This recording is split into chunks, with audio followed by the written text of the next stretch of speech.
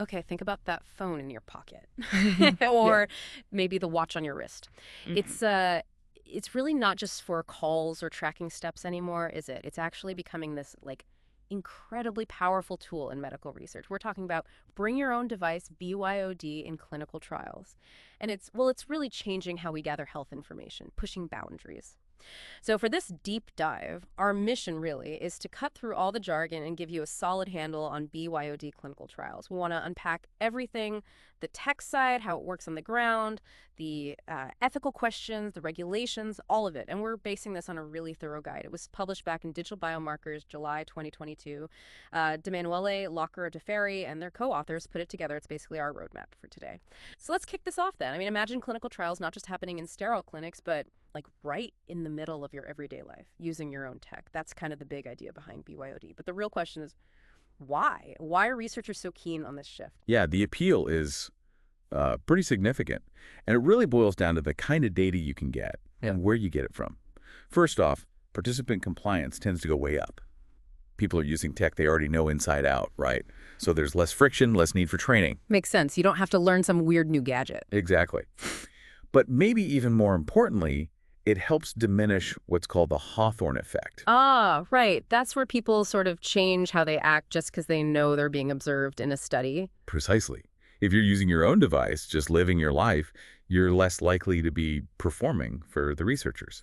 So the data we get isn't just real world, it's authentically you, you know, in your normal environment. That's a massive step forward for understanding health.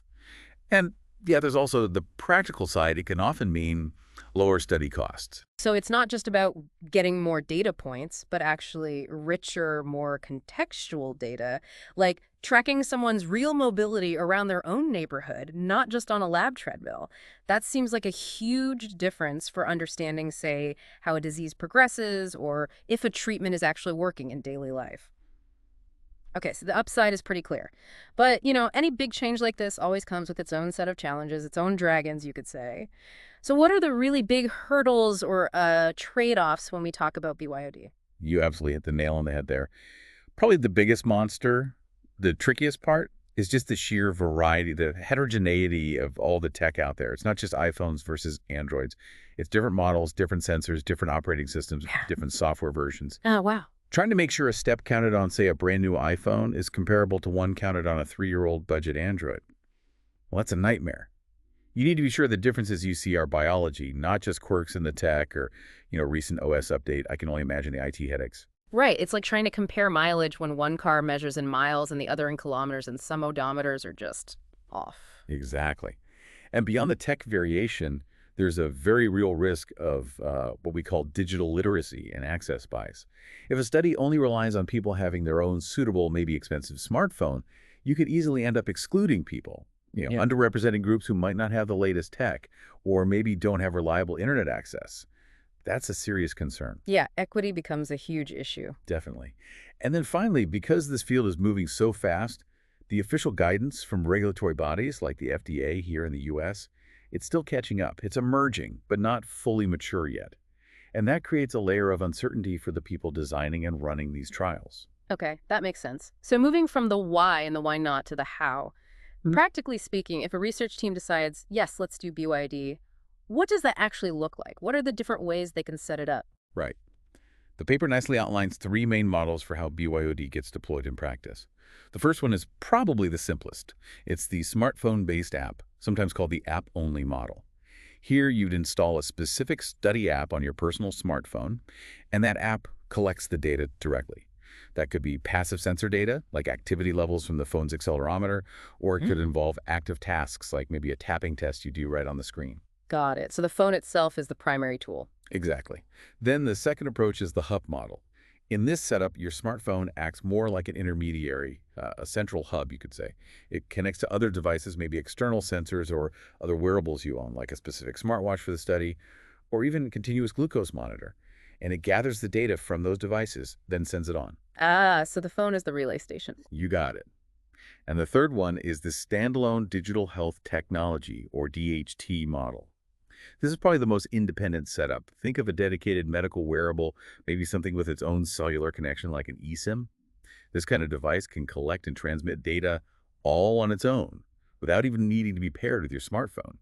And of course, each of these models comes with its own set of pros and cons, things like how much control the researchers have, how complex it is to set up, and importantly, how much effort or burden it places on you, the participant.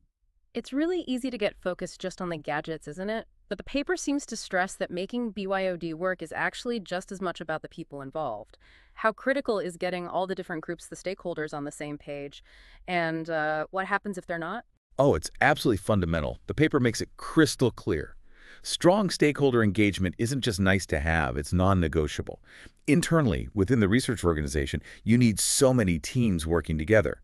Data science, clinical operations, legal, regulatory affairs, safety monitoring, IT support, medical affairs, biostatistics. It's a whole orchestra. Wow. And they all need to be, as you said, on the same page. But it doesn't stop there. The external groups are just as vital. Participants, obviously, and their caregivers, they need clear, informed consent. But ideally, they should also be involved in co-designing parts of the study. Does the app make sense? Is it easy to use? That seems really important for usability. It is. Then you've got the tech vendors, crucial for ensuring device compatibility, dealing with firmware updates. Clinical sites, the doctor's offices or hospitals, they need proper training and ongoing support to handle these digital tools. And then, of course, you have the regulators and also the payers, or HTA bodies, the groups that assess health technologies. Each one has specific requirements, whether it's about data privacy, usability standards, or data format expectations. So it's this massive coordination challenge, really, making sure everyone's needs and concerns are actually heard and addressed so the whole thing runs smoothly. Okay, so let's say you've managed to get this complex network of people aligned. What's next? How do you actually design the study itself and choose who participates, especially when you're dealing with their own personal devices? And how do you tackle that digital divide issue we talked about earlier? Yeah, that's where the planning gets really detailed. The eligibility criteria for participants become much more granular than in traditional trials. You're not just looking at their medical condition. You have to consider, do they own a compatible device? Which operating system is it running? What's their level of comfort with technology? Their digital literacy? Right. And to actively fight against that potential bias, excluding people without the right tech, the paper really emphasizes offering alternatives. This usually means providing study-specific devices, what are called provision devices or PDs, to those who need them.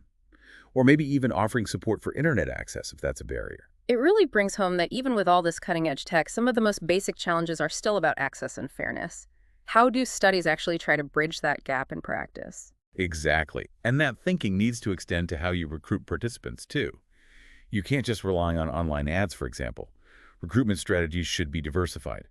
Use traditional clinic-based methods alongside digital outreach to make sure you're reaching a wide range of people and getting a truly representative sample. And one more critical point for the study design, especially for the analysis later, you have to explicitly define what endpoint equivalence means. Endpoint equivalence, what's that exactly? It means deciding upfront how you'll ensure that the measurement you care about, say, daily step count or sleep duration, is comparable, whether it's collected on an iPhone, an Android, or maybe even a provision device given out by the study. You need to be confident you're measuring the same thing consistently, regardless of the hardware involved. Okay, but let's be really direct here. My phone, it knows so much about me. When you start collecting health data directly from personal devices, the privacy implications seem enormous. How are researchers even starting to deal with that? That seems like a huge tangled knot. It is absolutely one of the biggest challenges, no question about it. And the paper really highlights the need for extremely thorough metadata capture. Metadata, like data about the data. Exactly. It sounds technical, but it's crucial for context. You need to meticulously record things like the specific device model used, the operating system version, the app version, even the firmware version of the sensors involved, because all that information is vital later on to understand any variations or potential issues in the data you collected. It's like having a detailed receipt for every single data point. So you'd know if, say, a weird jump in activity data coincided with a big OS update, or if it came from an older phone known to have a less accurate sensor. Precisely that kind of thing. And operationally, the paper recommends using things like real-time compliance dashboards. These dashboards would have alerts, so the study team can quickly see if a participant seems to have stopped syncing data or if a device might be malfunctioning. Catch problems early. Proactive monitoring. Yes, and absolutely central to everything is addressing privacy and consent head-on and very thoroughly. especially when you're talking about collecting passive data collected automatically in the background, maybe continuously from someone's personal phone. That's a constant stream of potentially sensitive information. So ensuring participants really truly understand what data is being collected, how it will be used, how it's protected, and that they can withdraw consent, that's completely non-negotiable. Utmost transparency is key. Okay, so let's imagine you've done all that. You've navigated the device jungle, you've handled the privacy concerns, you've collected this incredibly rich real-world data from, dozens or hundreds of different devices.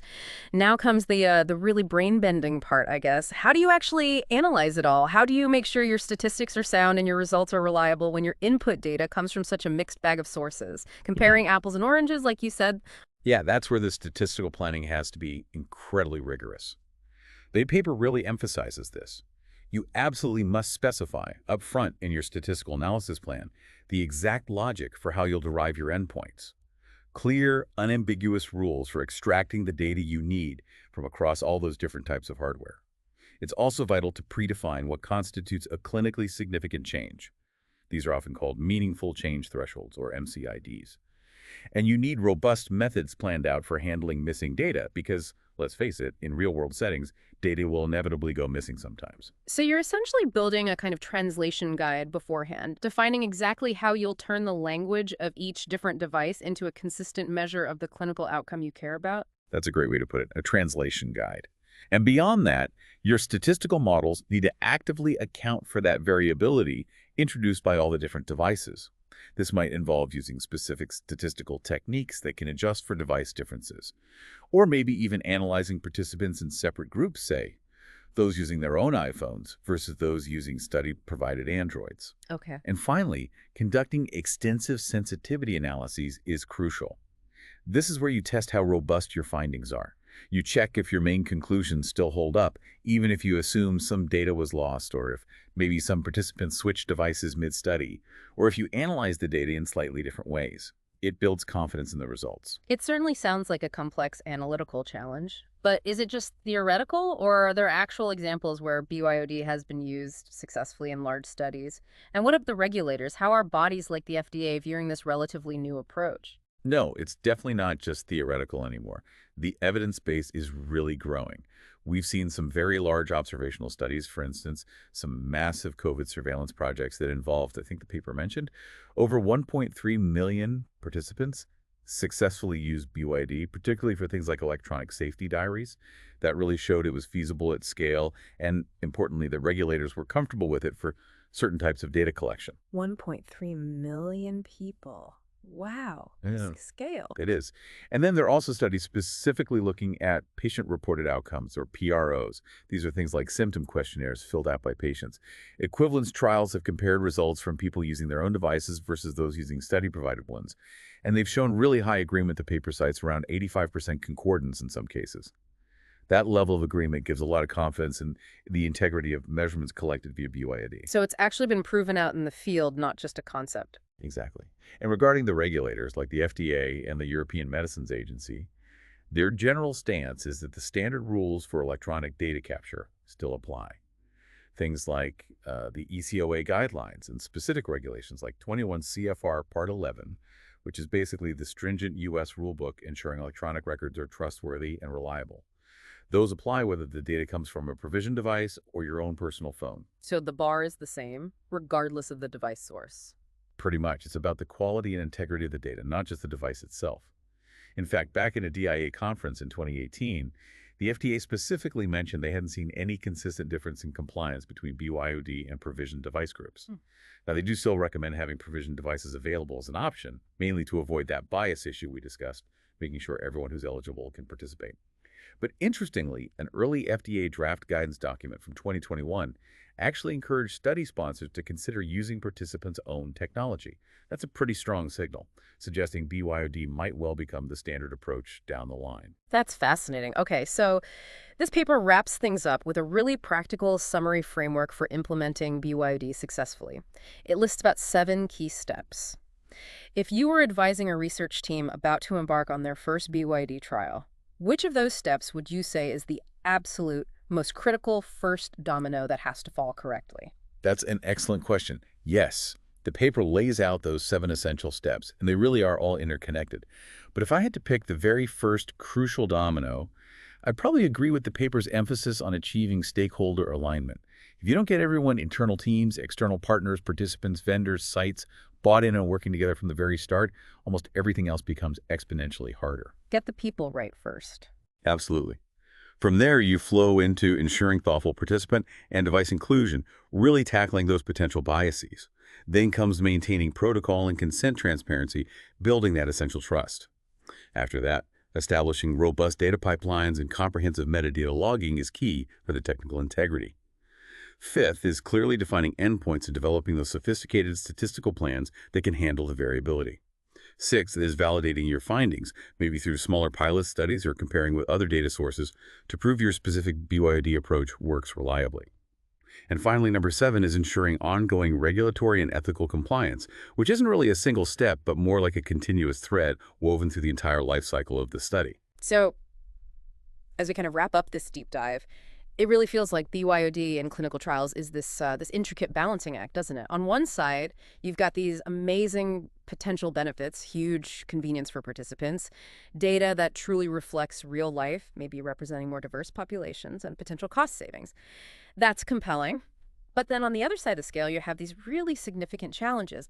Wrestling with all that device variation, the critical need to ensure digital equity and access, the constant vigilance required around data privacy, and trying to navigate a regulatory environment that's still playing catch-up. It is absolutely complex, a real balancing act, as you say. But the potential upside is just enormous. And the paper leaves us with a really powerful concluding thought. It suggests that while we have strong examples showing BYOD can work, achieving full, widespread adoption isn't just about better tech. It demands unwavering methodological rigor in how studies are designed and analyzed, proactive strategies to mitigate bias, and continuous proactive engagement with regulators. It's about building trust and reliability into this new way of doing research. So it's not just plug and play. Definitely not. It requires careful planning and execution. This paper essentially provides the roadmap for doing it right in today's digital trial landscape. And it really makes you think, doesn't it? As our personal tech becomes even more deeply woven into the fabric of our lives, how is that going to continue to shape the future of health research? Could it even perhaps democratize it in some ways? And what does all this mean for you, the listener, whether you might one day be a study participant or simply as a patient navigating the future of healthcare? It's definitely something to ponder.